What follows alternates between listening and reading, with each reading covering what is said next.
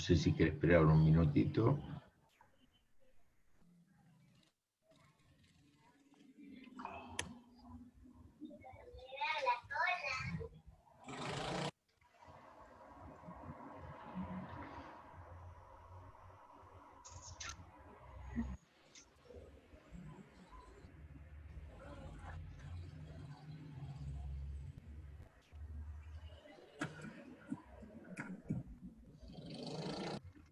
Bueno, podemos ir empezando, si te parece.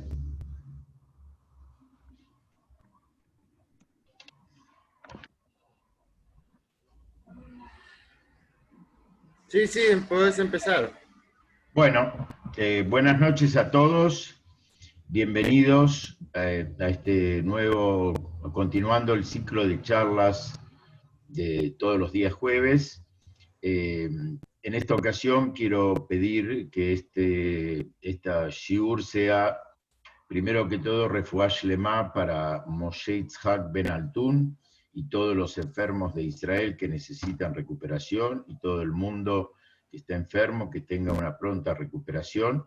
Y también lo quiero dedicar, Leilui Nishmat, en memoria de Obadiah Ben Rena Levi, un hermano que el día sábado próximo tiene Yortzeit aniversario, para que esto sea su Aliyat Neshama. En esta ocasión, continuando con el Kashrut, una dieta para el alma, que comenzamos la semana pasada y dimos una parte, vamos a continuar explicando diferentes partes del Kashrut que aún quedan pendientes y vamos a ir completando. Aquellos que tengan preguntas pueden realizarlas y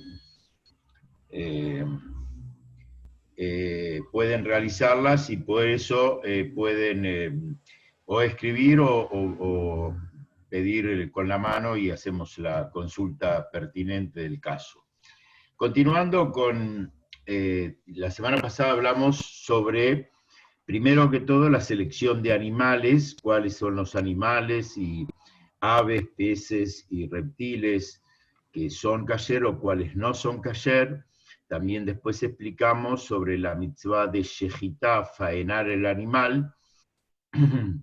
Y continuando con las condiciones del animal, hay una mitzvah que es la prohibición de comer la sangre del animal, como explicamos la semana pasada, que la sangre es la vida del animal, es el alma, y la Torá nos prohíbe consumir la sangre por ese motivo. Y en esto hay varias partes.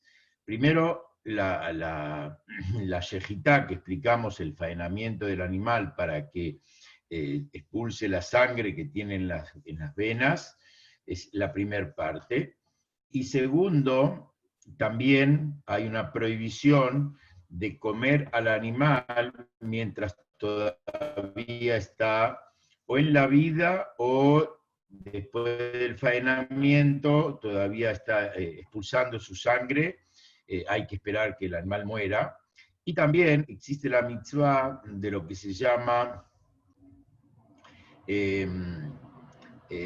extraer la carne, la sangre que hay en la carne, que eso tiene que ver con la mitzvah de Melijá, salar la carne para que no tenga la sangre dentro. Eso necesita de un proceso, primero, de enjuagar muy bien la sangre, o algunos se acostumbran a ponerla en agua durante media hora para que se afloje la carne, y a través de que después le echamos sal gruesa, y tiene que ponérsela esa sal gruesa en una tabla que sea con pendiente para que no se estanque la sangre y pueda ir expulsando la misma.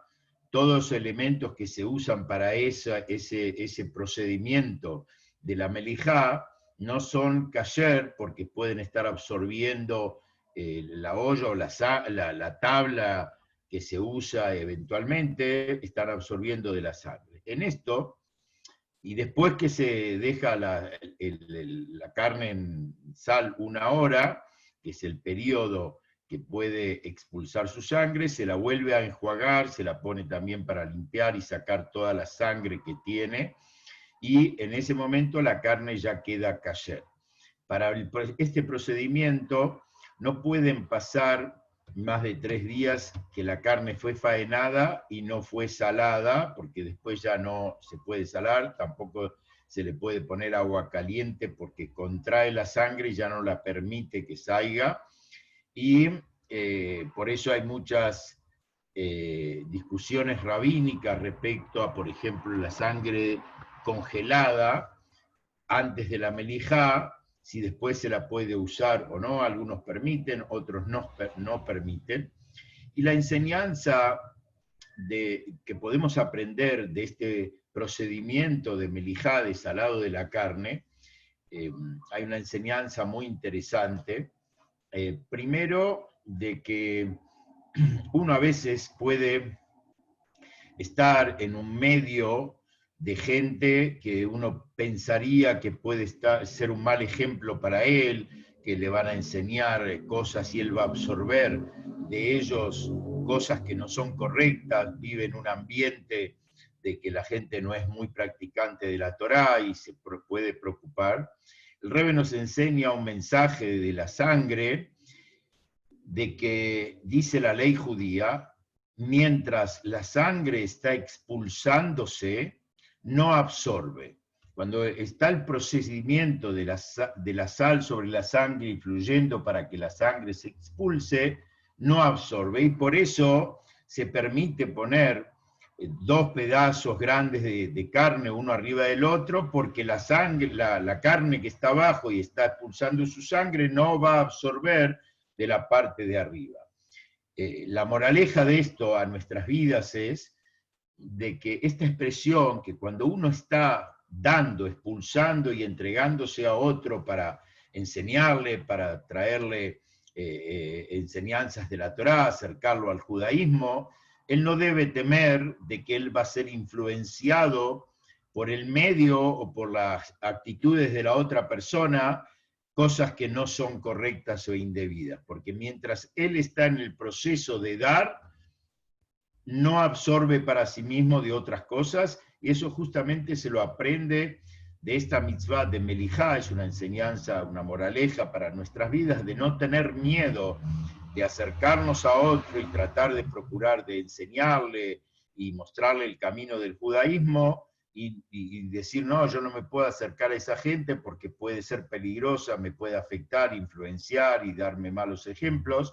No hay que tener ese temor, al contrario, priorizar el amor al prójimo y pensar en la necesidad que si yo sé la letra Aleph del judaísmo y el otro no, yo ya puedo ser un maestro para él, y eso es lo que justamente nos influenció el Rebbe, que el Rebbe lo más grande que él tenía, más allá de ser un gran sabio, un gran maestro, un gran cabalista, un gran líder, poseedor de fuerzas extraordinarias y que sus bendiciones producían milagros que todo el mundo reconoce, lo más importante, lo más sobresaliente que tuvo el Rebbe como líder fue que él confió en cada uno de nosotros y él generó líderes. Cada yehudí puede ser un maestro, puede ser un líder para su prójimo, para su amigo, para su pariente, para su compañero de trabajo. Y el Rebbe siempre decía, si vos ya aprendiste la primer letra del judaísmo, aprendiste un concepto del judaísmo, no hace falta que aprendas y seas un gran versado en toda la Torá, sino ya vos podés compartir esa enseñanza, podés compartir ese ejemplo que tenés, para que tu compañero también sea un receptor. Y cada uno tiene oportunidades en la vida constantes y tiene que aprovecharlas para poder compartir sus enseñanzas, sus conocimientos con un amigo, con alguien que sepa que lo puede influenciar para bien. Esa es la enseñanza justamente de la Melijá, que implica la ley de extraer la carne. También en esto hay otra mitzvah de la Torá muy interesante que se llama Kisui Dam. Cuando se faena un animal que no es doméstico, digamos así, o todas las aves, cuando se hace shejitá a una gallina, a un pavo, a un ganso, que son todos aves kasher, una paloma, y lo mismo cuando se faena animales que son llamados, por ejemplo, un ciervo, ¿sí? Una jirafa, que son animales kasher. Esos animales hay que poner tierra abajo y faenar el animal sobre la tierra y después cubrir esa sangre que cayó arriba de la tierra. Es una mitzvah adicional que normalmente la hace el shohet que faenó al animal. Tirarle tierra arriba, hay una bendición que se dice, porque es una mitzvah y como toda mitzvah tiene esa, previo a la realización de la misma, bendecimos a Dios que nos dio la oportunidad de cumplir este precepto y ahí cubrimos con sangre, con tierra, perdón, o arena, la sangre que ha expulsado el animal. Es otra de las mitzvot que tiene que ver con las leyes del kashrut, como así también hay diferentes partes del animal que ya fue faenado, que ya está listo y ya es un animal kasher, pero hay partes que la Torá nos prohibió. En primer término, el nervio ciático que pasa por la parte del muslo está prohibido, como cuenta la Torá, que cuando el ángel de Esab se enfrentó a nuestro padre Jacob para vencerlo, y no pudo, entonces le movió el muslo de la pierna y Jacob quedó rengueando. Dios le mandó una bendición para que curase pronto, y a partir de ahí dice la Torá que no comerá el pueblo de Israel el nervio ciático que pasa por lo que se llama el lomo.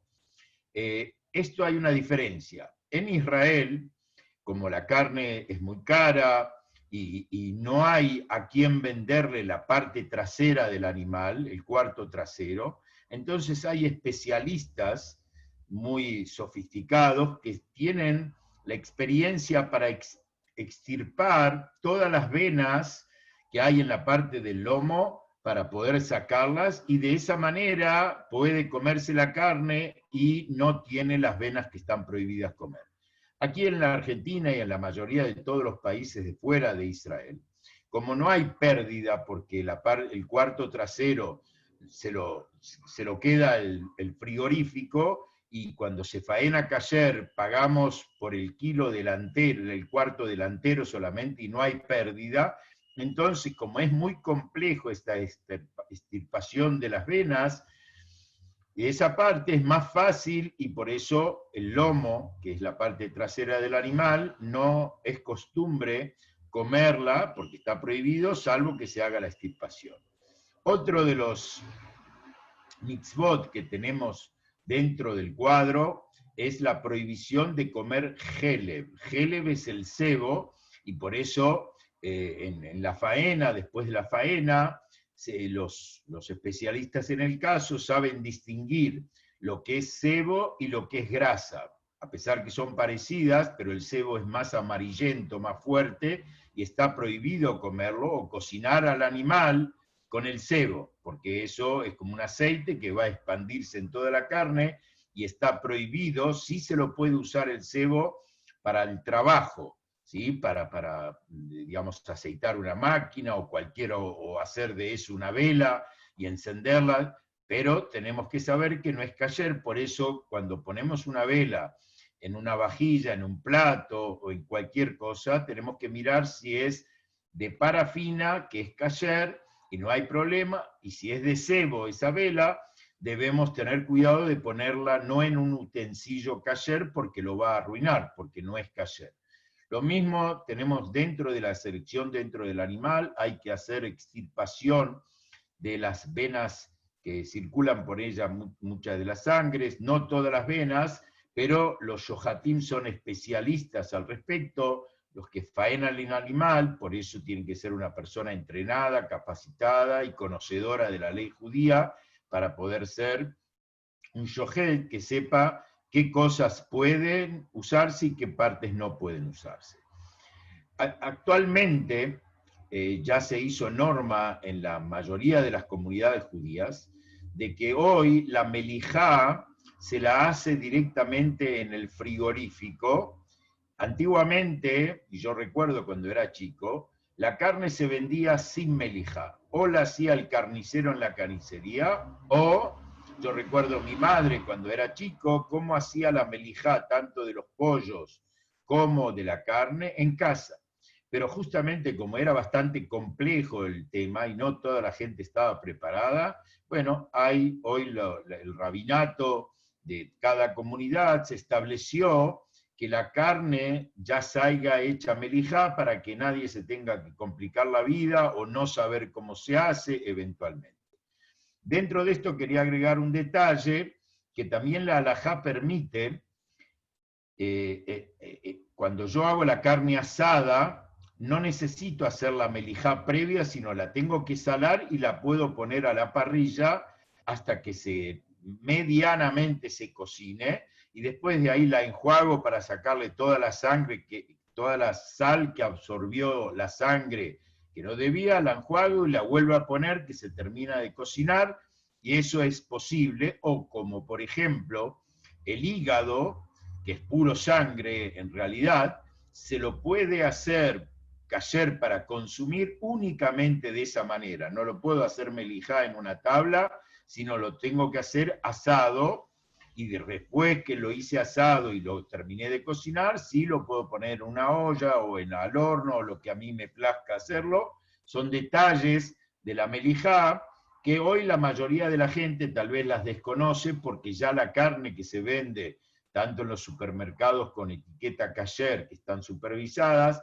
como por ejemplo en carnicerías confiables que venden carne kasher, ya la carne está lista para el consumo. Y todos estos detalles que estamos hablando, la mayoría de la gente los desconoce, pero son parte de las mitzvot de la Torah. Y también esto nos da otra cosa interesante. Cuando yo como un pedazo de carne kasher, no solamente estoy cumpliendo esta mitzvah de comer la carne kasher faenada, sino con un acto, un bocado de carne kasher, tengo en mi haber 6, 7 o 8 mitzvot. El seleccionar la carne que corresponde, el faenado, el salado, la extirpación de las partes del animal, que como dijimos antes, el cebo y otras cosas que no se pueden consumir, y todo eso lo estoy logrando con llevar adelante la carne kasher, como explicamos la semana pasada, que la palabra kasher no es ni bendecido, ni rabínico. La traducción literal de la palabra kasher es apto para un judío, para que un judío pueda consumir esa carne, porque como explicamos, un yehudí no solamente cuando come está alimentando su cuerpo físico,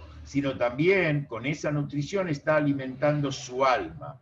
Y el alma requiere de una dieta kasher, y por eso esa selección que él hizo le va a producir a él que nutra fuertemente y se alimente bien el alma y el cuerpo de la persona. Y por eso tan importante es para la vida judía, para la continuidad del pueblo judío, esta dieta especial que tenemos los Yehudim en todas partes del mundo, más allá de garantizarnos la continuidad de la vida judía. Otro de los temas importantes que hemos escuchado muchas veces, la Torá prohíbe el comer carne con leche, ¿sí? No se puede comer carne con leche, no me puedo hacer una milanesa napolitana, no puedo hacerme un sándwich un pastrón con queso, o cualquier cosa similar, o tiernizar carne con leche, para que, como muchos acostumbran, el matambre u otras cosas, todo eso está prohibido. Pero lo interesante que en esta prohibición de mezcla de carne con leche, la Torá lo repite en 3 ocasiones, en 3 diferentes partes. La primera vez está en Perashat Mishpatim, en el libro de Números, y después en otras 2 partes. Y el Talmud explica por qué la Torá repite. Interesante también decir que no dice la palabra no comas carne con leche, sino la expresión bíblica es Lote bashel gedi bajale bimo.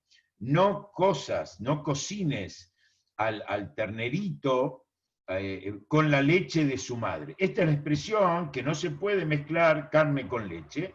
¿Y por qué lo repite 3 veces? Enseña a nuestros rabinos en el Talmud que una vez es para enseñarnos la prohibición de comer carne con leche, la segunda, la prohibición de tener beneficio de algo de carne con leche, significa no lo puedo regalar, no puedo vender productos que están elaborados con carne y leche juntos, y que dicho sea de paso, también el tercer concepto es la prohibición de cocinarlo, aunque yo no lo voy a comer.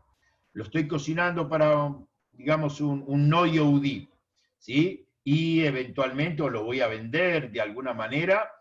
Es una de las pocas cosas de la Torá que encontramos la prohibición de cocinarlo. Porque yo en otros productos no kasher, yo puedo cocinarlos para alguna razón, aunque no lo pienso comer.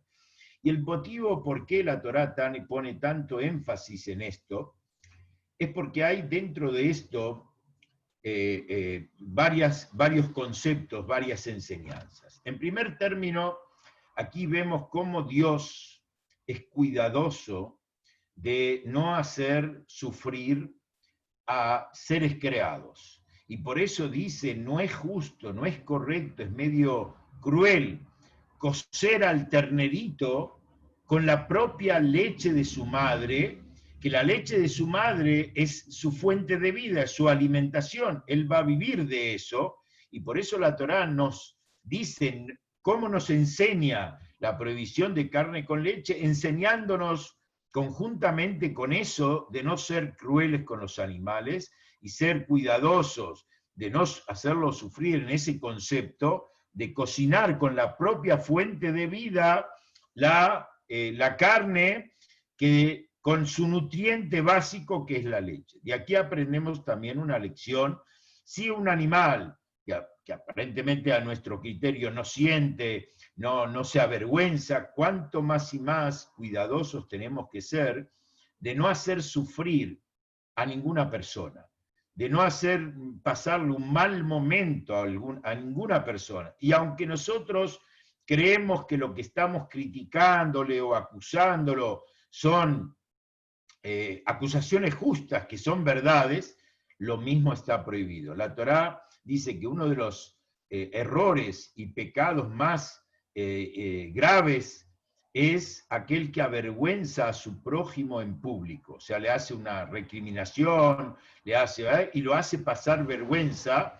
Es uno de los pecados más duros dentro del judaísmo y hay que ser muy cuidadoso de honrar y de cuidar en detalle al máximo el sufrimiento de cualquier persona y especialmente de un hermano nuestro, un yehudí, de no hacerlo sufrir, y justamente la enseñanza la aprendemos de esto. También otro motivo, a pesar que la Torá sobre este precepto de carne y leche no da un motivo y no hay una explicación, digamos, lógica que nos va a caer mal o que nos hace mal, o como por ejemplo, ¿por qué debemos extirpar la sangre? Porque la sangre que comamos del animal va a hacerse parte nuestra y vamos a adquirir las características de eventualmente el animal. Y si es un animal agresivo, nuestro carácter se va a alimentar de eso y se va a tornar así. Acá la Torá no da una explicación abierta, ¿sí? Es como un decreto, un hok. En la Torá tenemos 3 tipos de preceptos. Hay, los más populares son mishpatim, leyes lógicas, no robar, respetar al padre, pagarle en tiempo a los empleados, no mentir, todas cosas que si tal vez la Torá no me las diría, también las entendería que son acciones de correcta, y por eso son leyes lógicas. La segunda categoría de preceptos son testimonios, o tot, como por ejemplo que si la Torá no las hubiera dicho, yo no las hubiera aplicado, pero a partir que la Torá me las enseña y me las ordena, tiene una lógica. Y por ejemplo, conmemorar la fiesta de Pesaj. ¿Por qué? Recuerda la salida de Egipto. No es una mitzvah que tiene que ver directamente con la lógica, pero sí tiene que ver con un hecho histórico muy importante para el pueblo judío, y por eso debemos cumplirlo. Lo mismo pasa con el Shabbat, lo mismo pasa, por ejemplo, con los tefilín que nos ponemos, es una señal de vínculo con Dios, y a partir de los 13 años todo hombre debe hacerlo diariamente, menos en Shabbat y festividades, y así hay muchos preceptos que se llaman señal. Es una señal en el pacto, el Brit Milá, y muchos de ellos que también, una vez que la Torá me los ordenó, entiendo que tiene que ver con una lógica. Hay un tercer grado de preceptos que se llaman Jukim, decretos de Dios, y que no tienen lógica, y las naciones del mundo, como dice el Talmud, no nos entienden, y el Yetzer Hará nuestro nos incitan a violarlos, porque ¿qué lógica tiene eso? Vaya y pase, no robar o respetar al padre, son cosas que tienen segel, tienen explicación intelectual, y yo lo hago. ¿Qué tiene algo que no tiene lógica? ¿Cómo lo voy a cumplir? Justamente el comer carne con leche está dentro de esos grados, que no tiene una explicación así a la lógica, es un decreto divino. El hasidismo explica que cuando nosotros cumplimos una ley que tenemos lógica, el beneficio que tiene es que lo hacemos con mayor entusiasmo, porque estamos compenetrados, entendemos la idea, compartimos, y por eso nos entusiasma cumplirlas.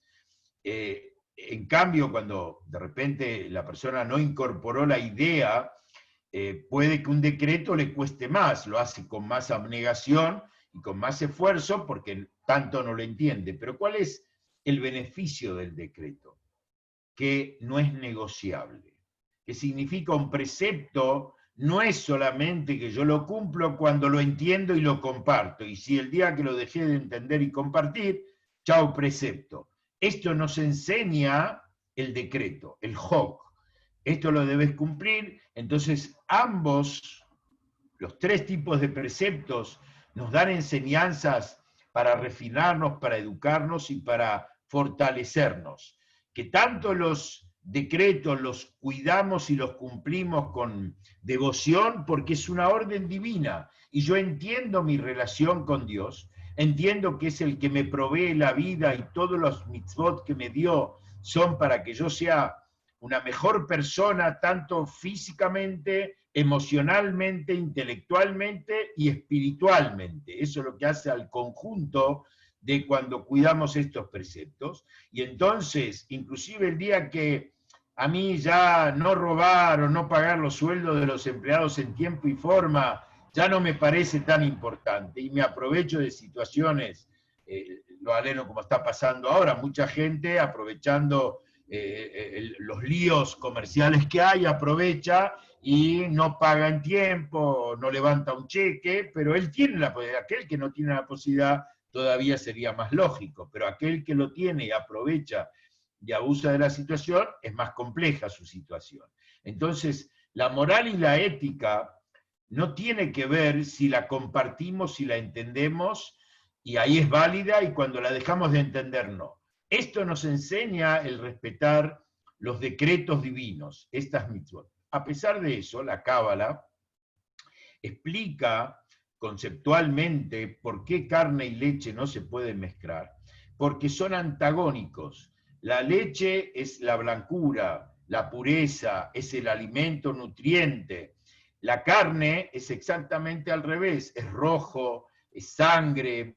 Entonces no se pueden mezclar dos antagónicos, como también en la lógica que dijimos antes, cocinar al cordero, al ternero con la propia fuente de nutrición no es correcto. Y la Cábala explica que en los mundos espirituales, en los mundos esotéricos, esto provoca gran problema, gran inconveniente, y por eso la persona no debe eventualmente comer carne con leche, ni tener provecho de carne con leche, ni tampoco cocinar carne con leche, aunque no la va a comer y aunque no la va a vender. Es uno de los pocos preceptos de la Torá que prohíbe su cocción como tal, más allá de que no voy a tener provecho alguno y demás. Estas son básicamente lo que tiene que ver con la parte del animal. Las aves también están prohibidas de comer con leche, no se puede mezclar carne con leche, pero en el Talmud hay una discusión rabínica. Rabbi Yosef dice que es prohibición bíblica, y los sabios dicen no, es una prohibición de nuestros sabios para que la persona no se confunda y vaya a comer, así como dice el pollo se puede comer con leche o con quesos, también la carne se puede. ¿Y por qué la carne y el pollo? Porque se venden y se comen y se consuman y se elaboran juntos. Es común ver en una cocina un pollo y pedazos de carne juntos, sin problema. En las carnicerías se vende el pollo y la carne juntos y demás. Entonces, por eso, para cuidar a la persona y distanciarlo, que no se equivoque y pueda confundirse creyendo así como el pollo puedo comerlo con carne, con leche, lo mismo la carne. En cambio, con pescados, ¿sí? No hay una prohibición bíblica de comer, o ni de nuestros sabios de comer pescados con leche, ¿sí? O sea, porque el pescado no es lo mismo que la carne y no hay posibilidad de confundir. Las pescaderías son pescaderías exclusivamente, no venden carne junto con el pescado. ¿Por qué? Porque son dos géneros bastante distintos y no se consumen igual. De todas maneras, hay algunos que acostumbran a no comer pescado con leche. Hay diferentes costumbres al respecto, y la ley judía dice que es por una cuestión de salud, porque es sacaná, pero nosotros vimos que hay diferentes costumbres, especialmente en la costumbre ashkenazí, que hacer herring con shmetene, que es con crema, y es carne, es pescado con leche, y sí lo comen. Entonces, por eso digo, hay diferentes costumbres. Algunos no comen leche propiamente con pescado, pero sí los derivados de la leche, o sea, quesos, cremas y demás. Otros dicen no, y algunos, como en Chabad, no comen ni una opción ni otra, no mezclan pescados con leche. También está, por cuestiones de salud, no mezclar y no usar la misma vajilla de pescados con carne, y porque la ley judía trae que es peligroso para la salud. Hay que comer primero preferentemente los pescados y cambiar la vajilla, el tenedor, el plato, o lavarlos, y recién enjuagarse la boca y comer recién carne. En los grandes festicholas de casamiento, que hay un gran buffet y muchas veces están mezclados con distancia de una mesa o de una punta a la otra, hay que tener el cuidado de no servirse en el mismo plato un sushi con un pedazo de fiambre, por ejemplo, porque no es correcto. Debemos comer la parte de pescado, de salmón, todo lo que nos guste, y después poder consumir eventualmente la parte cárnea que hay en ese buffet, ¿sí? Esto es por una cuestión de salud y no por una cuestión de kashrut propiamente dicho, porque estamos hablando claramente que acá estás hablando de animales que son kasher y que están faenados al respecto y demás, obviamente. También explicamos algo la semana pasada. Existe dentro de lo que son las verduras, y que son especialmente los verdes, traen muchos insectos, bichitos, gusanitos. Entonces hay que ser muy cuidadoso en la selección de estas verduras, o a veces las frutas también pueden traer por dentro, que tienen. Entonces es preferente abrir la fruta, el higo, por ejemplo, que es muy común que pueda traer. Hay que revisarlos antes de ingerirlos y ser muy cuidadoso al respecto para tener la seguridad de que no estamos ingiriendo algo que no sea kasher, introduciendo en nuestra boca algo que no sea. Todos los derivados de leche, en esto hay una costumbre. La leche, para que sea leche kasher, es requerida que haya un supervisor judío. O sea, puede ser un niño joven que vea cuando el goy o la máquina está ordeñando la vaca. ¿Sí? Esto se llama leche Halab Israel, lo que conocemos leche Yehudí. No significa que el judío la tiene que estar supervisando, sino que tiene que haber un mashgiach, un supervisor presente, y también no hace falta que esté todo el tiempo mientras se está ordeñando. Puede salir y volver, pero que el goy no sepa que él se fue 2 horas, sino salir, volver al rato, que él lo sorprenda. El motivo de esto, porque había, en la antigüedad había posibilidades de mezclar con otras leches, leche de burra, leche de otros animales que no son kasher, y como estudiamos la semana pasada, todo lo que deriva de un animal no kasher no es kasher. La leche, los huevos y cualquier otra cosa no se puede consumir.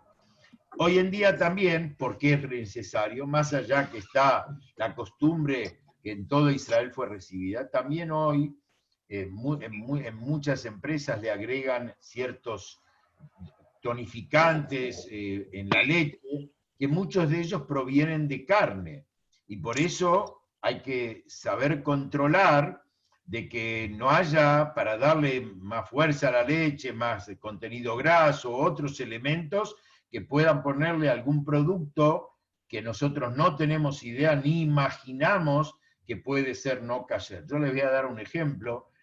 Yo hace varios años que voy con el rabino Feigestock a supervisar empresas citrícolas acá en Tucumán que exportan al mundo, y que como le piden el certificado kosher, porque esos productos que se venden, por ejemplo el aceite del limón, que es lo más caro, se usa en perfumería mucho, pero también se usa en gaseosas, ¿sí? La 7-Up, Coca-Cola compra mucho. Entonces, para que ese producto sea kasher, todos los derivados o los componentes químicos que se le ponen tienen que estar supervisados. Y miren lo que uno descubre, que por ejemplo, un limón, una fruta hermosa, espléndida, dice, ¿qué cosa puede tener que no sea kasher? Yo he visto con mis propios ojos, especialmente cuando son para exportación, los pasan por un baño de cera para que brille, para que parezca espléndido, y ese baño de cera puede ser derivado de grasa de animales o puede ser, digamos, de vegetales. Y depende de la fábrica, depende de lo que le convenga económicamente, entonces el rabino tiene que ir y inspeccionar, digamos, todos los elementos químicos que se usan para la elaboración, o por ejemplo, el jugo de limón que se hace, puede hacerse turbio, puede hacerse clarificado, le ponen enzimas, que esas enzimas para clarificar el jugo pueden ser no kasher. Yo a través de eso aprendí un montón de cosas técnicas que hoy en día con la industrialización de los productos, que nosotros podemos ni imaginar que pueden estar poniendo un producto no kasher y de repente nosotros no tenemos idea, y por eso hay que consultar con el rabino que uno sigue para saber si cuando él va a comprar cualquier producto, hoy gracias a Dios hay un montón de productos, hay listas abiertas que nos permiten productos comunes que son permitidos usar, pues justamente por ese motivo, porque pueden ser alterados o usar productos no kasher para su elaboración y nosotros no tenemos idea eventualmente que han sido de esa forma. Después tenemos otra fase que es muy importante dentro de la vida. Bueno, como estaba explicando, perdón, me fui un poco de línea, la leche tiene que ser Halab Israel, preferentemente, salvo en lugares donde no hay, o hoy hay comunidades que, porque si no consigue fácilmente, las autorizan. El Rebbe era muy cuidadoso en recomendar a los padres en la educación, cuando la edad del niño es chiquito y se alimenta de la leche y lo va formando, de ser cuidadosos de que los niños tomen Halab Israel. Y por eso hay que hacer esfuerzos al respecto. Yo recuerdo una anécdota que había un papá en Israel, que su hijo no quería ponerse la kipá, era rebelde y se retiraba, y era un chiquitito, 3 años. Y el padre preocupado le escribió al Rebbe, y el Rebbe le contestó que cuide lo que come y lo que bebe en la casa. Entonces el hombre se sorprendió, era un hombre religioso, todo lo que era, y resulta, averiguando, investigando, ellos comían leche en polvo que venía del exterior, de Francia, no recuerdo, y esa leche, como hay algunos que permiten la leche en polvo porque no se puede hacer con otra leche que no sea vacuna, si no, no sale. Entonces hay muchos rabanín que la leche en polvo, aunque venga de animales que no fue controlada la leche por un supervisor judío o la manteca, lo permiten, pero el Rebbe no estaba de acuerdo y le dijo, cuídate para que él nazca con fe, con ganas de abrazar todo el judaísmo. Ahí vemos al respecto, lo mismo son todos los quesos, no son kasher. Todos los quesos tienen que ser supervisados por un rabino, con un mashgiach, porque hay muchos problemas en el cuajo, hay problemas en la leche, en el procesamiento, entonces normalmente ya es habitual en todas las comunidades judías que los quesos que consumimos tienen que tener supervisación de kasher. Otro de los temas importantes dentro de la dieta kasher es el vino. El vino, la Torá originariamente lo prohíbe, ¿por qué? Porque antiguamente, y hoy en la actualidad también en las iglesias hay, el vino se usaba para vertir en los altares a las idolatrías, ¿sí? Y por eso se dice Yain Nesej, vino para vertir, Nesej de Nisú Hamaim, para vertir, y cuando era un vino que se lo elaboraba para los altares eventualmente, ese vino estaba prohibido consumirlo, inclusive también prohibido tener provecho, no se podía vender o regalar vinos que no son kasher.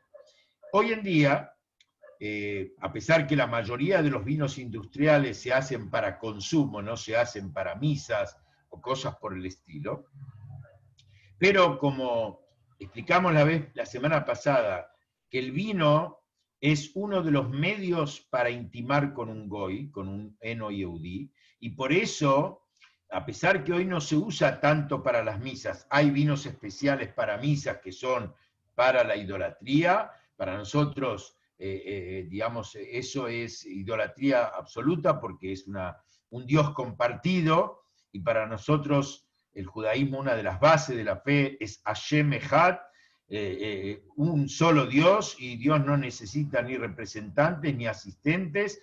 Hashem lo único que puede tener, profetas, que ellos son los transmisores de la palabra de Hashem, pero no tienen poder propio. Ellos no son dioses, sino son simplemente profetas, y por eso nosotros no podemos consumir un vino que fue elaborado para eso, pero tampoco podemos consumir un vino kasher. Y vino un goy y lo tocó, lo alzó, lo movió, o inclusive la muchacha de la casa, la que trabaja en nuestra casa, que no es yehudiá, si lo tocó y el vino no estaba preparado, apto para eso, ya no lo debemos consumir. Por eso hoy en la mayoría de las casas se usa el vino que está pasteurizado, Yain Mebushal se llama. ¿Por qué? Porque esto no era habitual y consiguientemente no se usaba en los altares, entonces nuestros jajamim no prohibieron ese vino si el goy lo toca, y por eso vemos en fiestas que están los mozos y que nos sirven vino y champán y todo. Todos esos vinos son vinos pasteurizados o mebushal, como se dice, y por eso no hay inconveniente, no genera ningún problema que eventualmente el goy lo toque.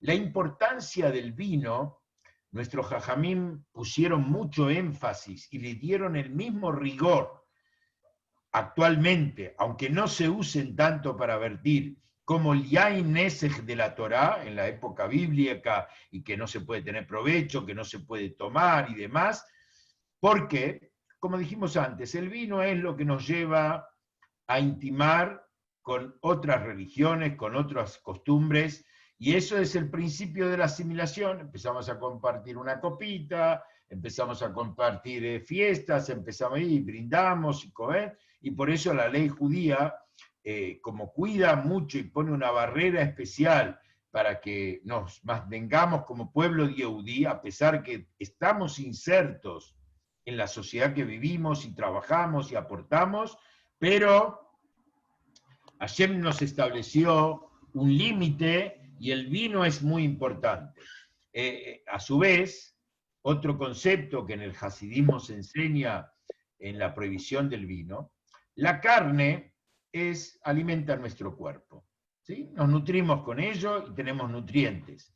El vino, no solamente que es sabroso y tenemos placer, pero afecta la mente. Cuando tomamos un par de copas de vino, vemos que ya empezamos a hablar distinto, no, a veces nos marea, nos pasamos de rosca, porque el vino tiene el poder de afectar la mente, y la mente, la cabeza y el pensamiento es lo más importante de un ser humano. Y entonces dicen nuestros sabios que el vino metamtem, el vino no kasher, metamtem etamoach, impurifica la mente y el cerebro de un yehudí. Hay una anécdota muy famosa con el Rebbe Rajab, el quinto Rebbe de Chabad, que una vez viajó desde Lubavitch, desde Rusia, donde estaba, fue a París, estaba con su hijo, quien fue su sucesor después, y fue a un hotel 5 estrellas, y en el hotel había un casino, y fue, después que se alojó, bajó al casino, entró adentro del casino, y wow, ¿se imaginan? Un Rebbe con toda su ropa de Rebbe entrando a un casino, era un escándalo, digamos. Y se acercó a un hombre muy bien vestido, un hombre muy elegante, de muy buena posición económica, que estaba jugando en una mesa y a la par tenía una copa de vino, champán, disfrutando mientras jugaba. Y el Rebbe se le acercó a él y le palmeó en el hombro y le dijo: Yehudí querido, el vino Nesej impurifica la mente judía. O sea, como para llamarle la atención con buen término, y lo rescató de esa situación. A partir de ahí ese Yehudí dejó de hacerlo, pero ahí vemos la relevancia que tiene dentro de la dieta judía. El vino es una de las cosas que afectan las cosas más sagradas y profundas, que es nuestra manera de pensar, nuestra manera de enfocar, y la Neshama, la energía primera que la Neshama que va hacia nosotros es la mente. Ahí sale la luz, después pasa la palabra, pasa la acción, pero primero a la mente. Y por eso debemos ser cuidadosos de tener la mente limpia, pura, para poder absorber toda la energía espiritual que la Neshama nos hace llegar eventualmente. Después,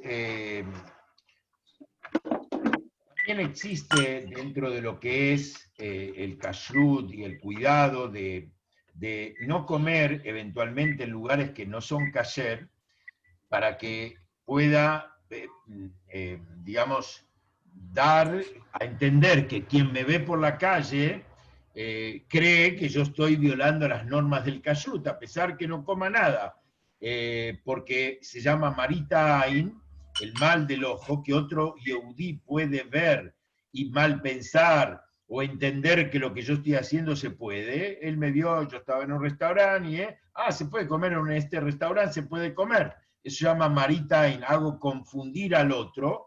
Entonces hay que ser muy cuidadoso, y como dice la ley judía, que el Marita Ain, aunque yo lo haga en mi casa, en la intimidad, en un escondite, y esto puede producir que el otro pueda, si me ve, aunque no me va a ver porque estoy encerrado, está prohibido hacerlo. Y esa es una de las normas que nos reporta el kasher. Hay otros detalles más dentro de la vida kasher, pero esto es básicamente lo que es la dieta del kashrut, entre lo que hablamos la semana pasada. También está el cuidado de la vajilla, ¿sí? En nuestras casas, donde se cuida una dieta kasher, tenemos que normalmente tener dos sectores: un sector para la carne, con su pileta, con su vajilla especial, y deben lavarse en formas distintas, y un sector para la carne. ¿Por qué? Porque si yo uso el mismo plato, la misma sartén, la misma olla, donde cociné un omelette con queso, al rato frito una milanesa, indudablemente se están absorbiendo los gustos y está prohibido. Si eso pasó eventualmente, accidentalmente, ese utensilio que lo usamos, sea de carne para algo de leche o a la inversa, hay que cayerizarlo, hay que consultar con un rabino y cayerizarlo eventualmente para poder usarlo nuevamente en el destino. Eso es un tema muy importante, que en todo hogar judío donde el cayer es algo presente, indudablemente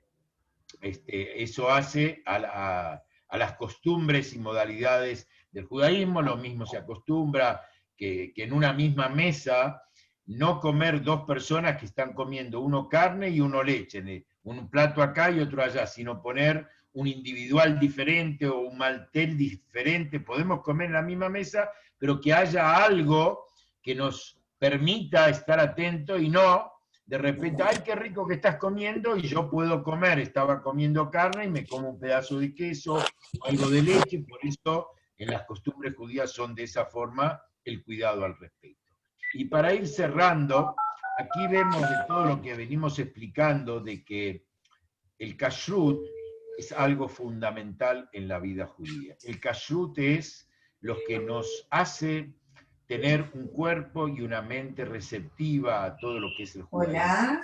Nos refina nuestra mente, nos refina nuestras modalidades, nos hace más dóciles, o esa es la intención, obviamente, de que el Yehudí Kasher no nos perdamos entre las naciones, a pesar que vivimos entre las naciones del mundo, pero no nos asimilemos a las modalidades y a los consumos, y el kasher es una de las barreras más importantes que nos reporta la Torá y el judaísmo para mantenernos en cualquier rincón del mundo, en cualquier sociedad donde nosotros vivamos, e inclusive cuando nos vamos de vacaciones, nos vamos a un resort, all inclusive, todo pago, el yehudí sabe que tiene que comer solamente comidas kasher, no pierde la cabeza y es coherente en su vida con todas sus actitudes.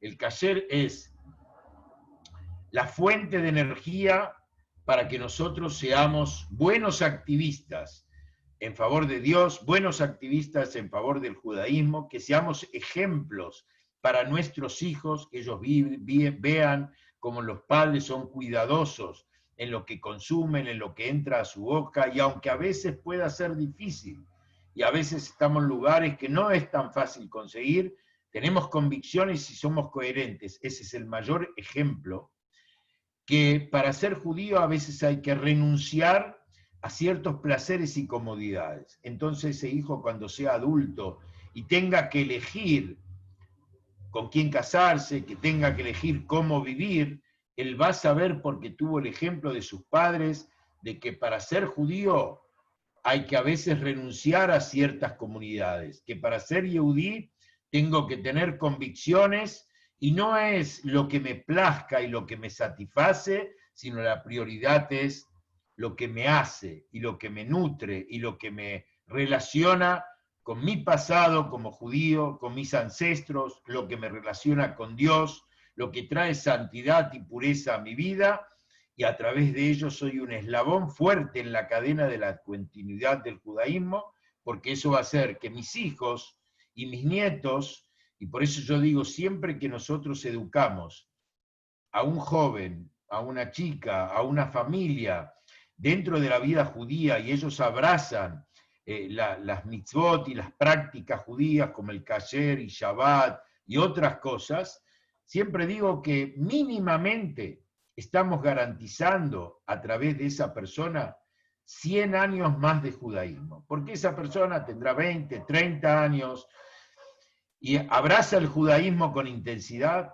va a vivir 50 años más, por ejemplo, 70, 80 años que hoy es común, y como es una persona de convicciones religiosas, que cumple las mitzvot, se va a casar y va a tener hijos, y esos hijos lo van a sobrevivir a él 50 años más, estamos garantizando mínimamente que esta inversión, que este esfuerzo que hicimos para acercar a una pareja, para acercar a un joven, a una chica, al judaísmo y enseñarle sobre la kashrut, sobre el Shabbat y todas las modalidades, garantía rentabilidad 100 años mínimo. ¿Qué empresario, qué comerciante quisiera que cuando él hace una inversión le garanticen 100 años de rentabilidad segura? Y puede que ese niño, esa niña o esa familia que se acercó al judaísmo sea forever, porque puede traer hijos y hijos de hijos, y por eso decimos en la jupá, cuando hacemos la bendición, que sea binyan adead, una construcción de un hogar eterno. Esto va a traer generaciones y generaciones y generaciones de Yehudim, y nosotros somos, cada uno de nosotros sin excepción, el eslabón de la cadena, y está en nuestra decisión, en nuestra capacidad, en nuestra fortaleza, de que esa cadena no se corte, que esa cadena no se rompa. Y no es solamente por lo que nosotros recibimos de nuestros padres como ejemplo. Nosotros somos el futuro, y el futuro está garantizado a través de nuestros hijos, de nuestros nietos y demás. Por eso deseo que cada uno de nosotros podamos mejorar nuestra condición de la dieta para el alma, la dieta para el cuerpo yehudí, en nuestra condición de kasher, aquellos que ya lo hacen, ver qué cosa podemos incorporar, que eso nos va a traer solamente beneficio espiritual y físico, y aquellos que hasta ahora tenían poco conocimiento, poca práctica a través de estas charlas que dimos, empiecen a encontrar el camino para hacer un bait kasher, una casa kasher, una vida kasher y un espíritu kasher, para que eso le reporte mucha bendición de Hashem, que Hashem se sienta cómodo en nuestros hogares, se sienta que acá tiene un colega, un amigo que quiere estar junto a Dios, y por eso hace lo que Dios le pide. De esa manera vamos a tener, Dios mediante, la bendición de la Geulah Shlema, que entonces todos los Yehudim vamos a estar unidos, juntos, sin ningún tipo de prejuicios frente a la vida judía, frente a las costumbres judías, y nos va a parecer todo muy bueno, muy fácil y muy entusiasta. Amén, que pronto tengamos esa posibilidad. Un Shabbat Shalom caluroso a todos. Este Shabbat es Shabbat Mevarejim, que se bendice el mes de Nisan, por eso tengamos fuerza, tengamos ánimo, todos los que pueden leer el Teilim como es costumbre en este Shabbat, y que de este Shabbat vayamos a la Geulah Shlema pronto. Amén. Muchas gracias a todos. No sé si hay alguna pregunta en buena hora, y si no, nos vemos el próximo jueves a las 20 horas, como es habitual. También anuncio que el próximo miércoles por la noche, que es Gimel Tamuz, es el 3 de Tamuz, el día que el Rebe devolvió su alma a Hashem, y por eso en todo el mundo se hacen tributos al trabajo del Rebe, a la persona. Va a haber acá en la República Argentina un gran evento con oradores y todo eso, entonces todos los interesados ya van a recibir información, cada uno en su lugar donde está. Va a ser un evento magnífico e invito a todos a participar. Gracias y buenas noches. Buenas noches. Gracias, que estén muy bien. Me alegro de ver a muchos amigos que quiero, a mi prima Irene que está compartiendo, a Edu y a muchos más, a Lelo que se hizo un habitué, a Vicky, gracias a todos.